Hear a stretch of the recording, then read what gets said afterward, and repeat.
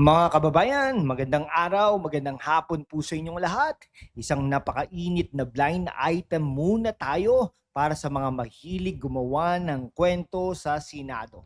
Sino itong mga destabilisadong grupo at mga politikong panic mode? Ngayon, dahil nabubuking ang kanilang mga peking script, gumawa sila ng kwento. Kesyo may nawawalang 700 milyong piso raw sa loob ng maikling panahon ng isang kilalang senador bilang Senate President. Truth bomb, fake news at malisyosong propaganda ang 700 milyong pesos na yan laban kay Senador Alan Peter Cayetano. Ay tayo ngayon para sa mga sinungaling, dapat may energy tayo. Hoy, magtigil kayo sa paninira. Ang katotohanan, walang nawalang pera.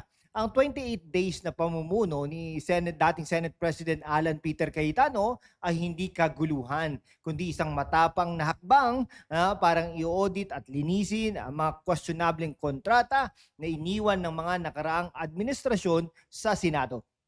Ayaw lang ng mga tiwaling opisyal na magalaw ang kanilang natatagong pondo, kaya nila sinisiraan ang tao ngayon.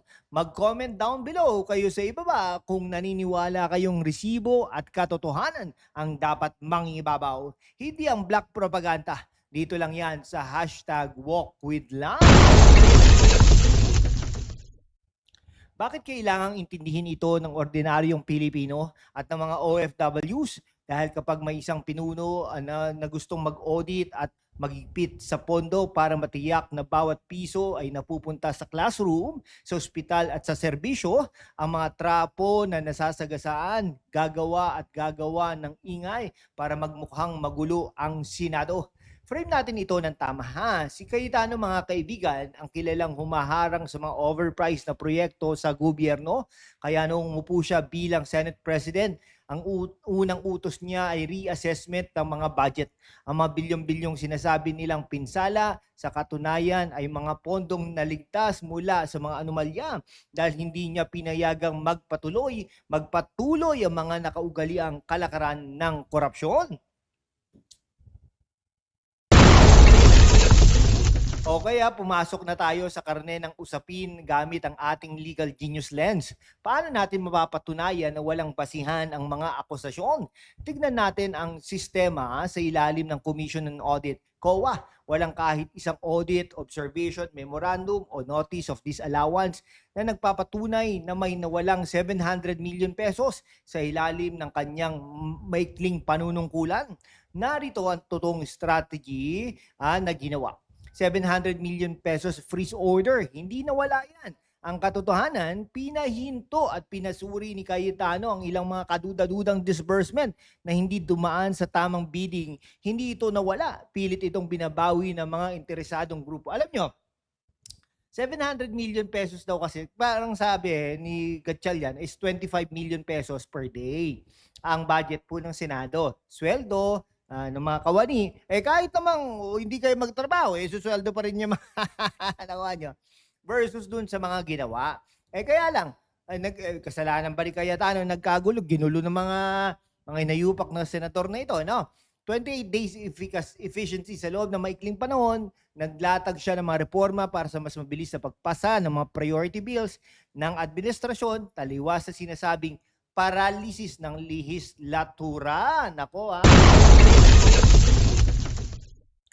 Oy mga kritiko, kayong mga balat sibuyas na takot sa transparency, ilabas nyo ang resibo ng Commission on Audit kung talagang may anomalya. Hindi nyo mailabas dahil malinis ang track record ng tao.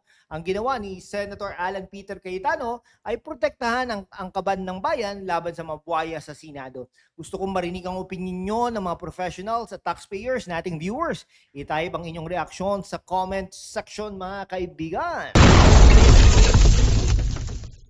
Okay, mga kababayan, sa mundo kung saan ang kasinungalingan ay nangingibabaw sa pamamagitan ng mga trolls at bayarang media, ang katotohanan ng kulang sinisikil. Pero kasama kayo, magpapatuloy tayo sa laban, walang takot, walang kinikilingan, at laging handa para sa bayan.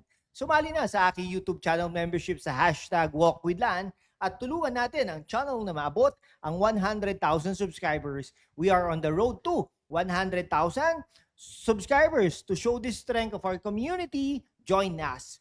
Ang inyong suporta ang susi sa kalayaan natin para ipagpatuloy ang pagbabalita ng katotohanan ng walang preno at walang kinakatakutan. Salamat at kita-kits sa laban. Okay, para sa ating pagtatapos, ha? Okay, oras na para sa paliwanag ng henyo. Anong aral na dito? Kapag ang isang leader ay nagsimula na mag-imbestiga at maglinis sa sarili niyang bakuran, walang iba kundi si Senador Alan Peter Cayetano, asahan mong may re-rest back ang mga lumang politiko gamit ang fake news. Sino-sino mga to? Gatchalian, Win Gatchalian, Tito Soto, Ping Lacson, Tulfo Brothers, Erwin, Rafi Tulfo, sino ba? Ping Lacson, nabanggit ko ba yung mga yon? JV Ejercito, Mig Zubiri, yung mga yan, lintek, di ba?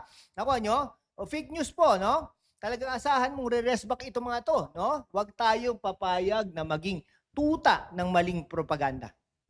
Mga kaibigan, no? So ito nga hatol nila, no? Ang katotohanan ay may sariling liwanag at sa huli, ang masinungaling at totoong mapapahiya sa ombudsman. Alam nyo, himay-himayin po natin, no? So may oras pa naman tayo.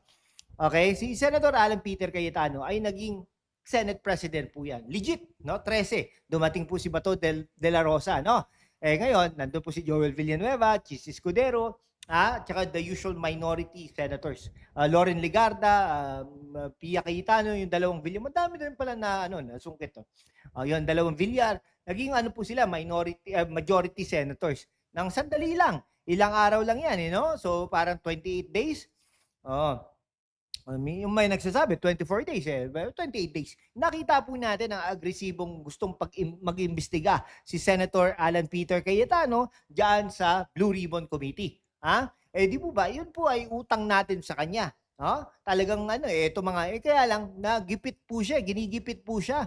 Pinagkakaisahan po siya ng mga traditional politician sa senador. No, parang awa niyo na po, Huwag na po nating iboto itong mga to pagdating ng panahon sa 2028 at saka 2034, 2031, 'di ba? Huwag na po nating iboto itong mga to. Sino-sino yung mga yan? Ping Lacson, Tito Soto, Mig Zubiri, Joel Villanueva, Win Gatchalian. Sino pa? Nako po. Tulfo Brothers, wag na po. Lintek na yan. Maliwanag po, no? I-share ang video na ito para labanan ng fake news. Mag-subscribe at iwanan ng inyong saloobin sa ibaba. Ako si Lan, nag-iiwan sa inyo ng paalala. Ang katotohanan ay parang mantika, kahit anong tago at pilit mong ilubog. Lulutang at lulutang pa rin yan. Salamat po ng marami.